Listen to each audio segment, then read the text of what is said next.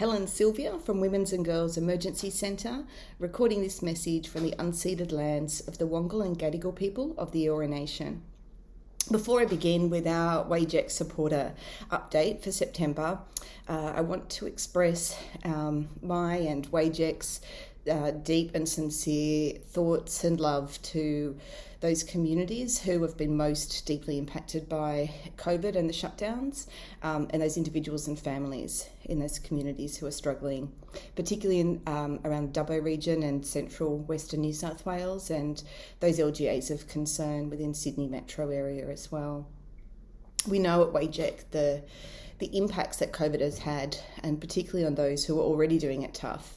We've had our own experiences with many of our clients who have lost their jobs, or they've had reduced hours, or they've not been able to go to work because they're not authorised workers and live in LGAs of concern.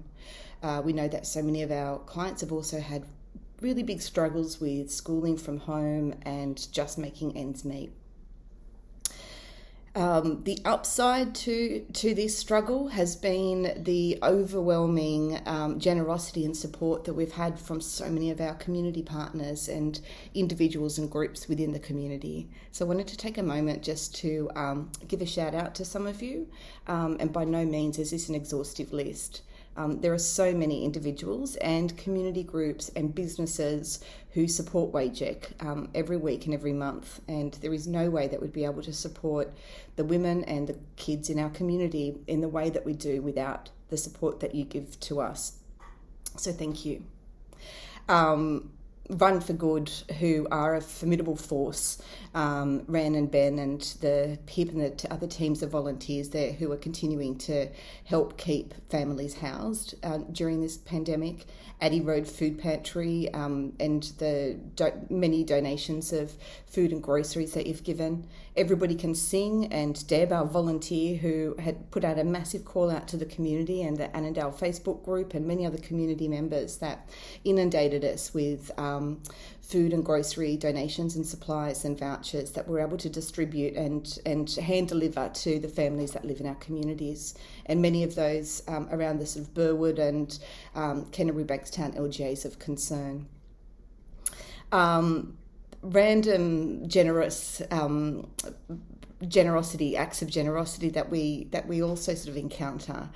There was a child who's in our programs that really wanted to learn guitar, and bass guitar, I believe it was, and within the week she had a bass guitar and an amp and many other donations of instruments that we had and were able to distribute to some of our kids and young people. The kind of person-to-person and community-to-community support is so hopeful and encouraging, and in what can feel like quite a fatigued and anxious time for all of us, these are often like little rays of hope and sunshine. So thank you again.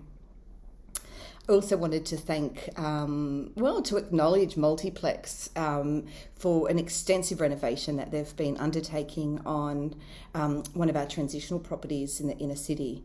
And this property is a very large heritage listed property that houses 10 single women, and it's it's a sanctuary. It's a safe place for women to help to rebuild their lives, to rebuild their economic security and independence, and to rebuild their confidence and their well-being.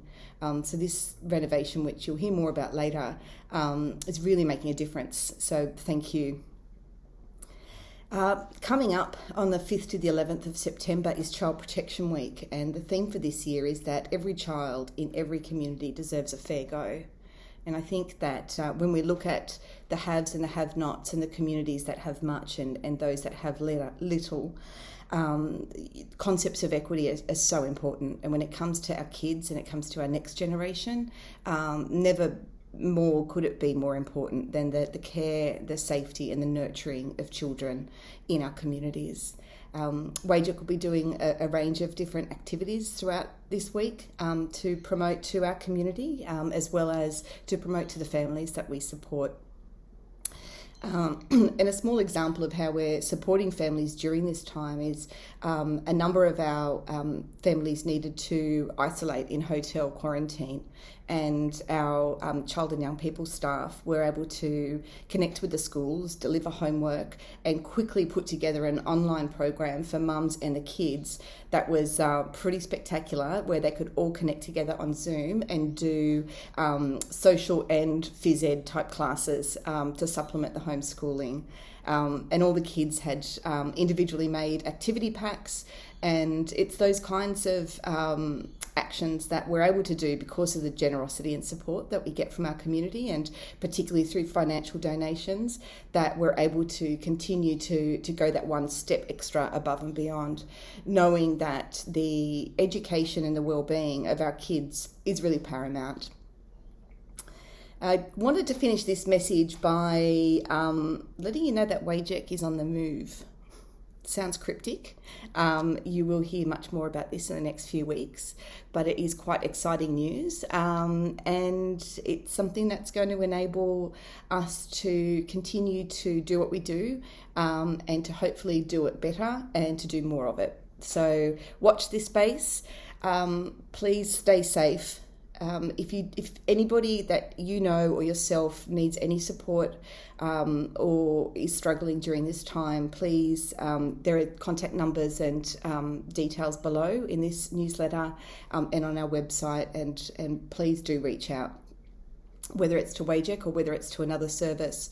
No one should be able to do this alone.